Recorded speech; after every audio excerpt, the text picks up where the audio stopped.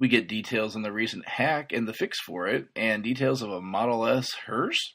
I checked my usual main sources, Googled and scoured, but only came up with two good stories for you today. Here are your Tesla tidbits for September 27th, 2016. Last week, a Chinese security firm found a remote hack for Tesla vehicles and released the details to Tesla to patch the vulnerabilities.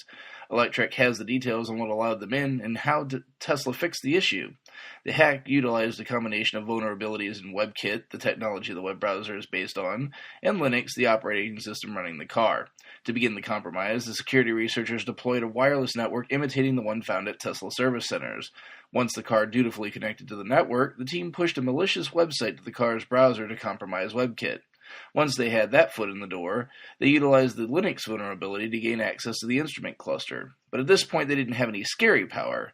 That power lies in the universally insecure CAN bus that exists in nearly all vehicles.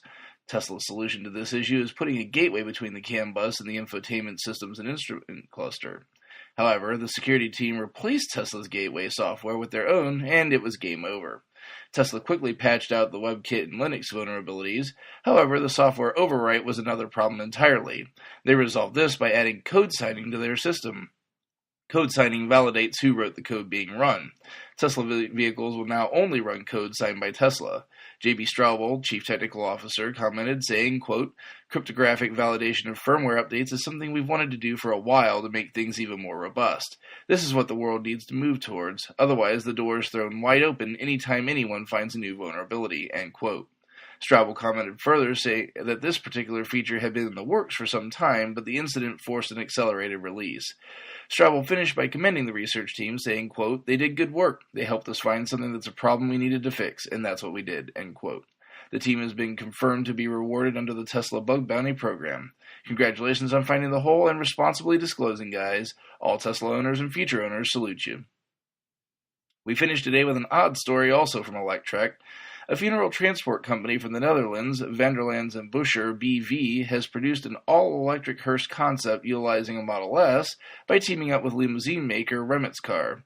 The companies made the joint announcement today on their websites and said the vehicle exists and will be unveiled tomorrow to the world and displayed for the remainder of the week at the Funeral Exhibition 2016 going on in the Netherlands.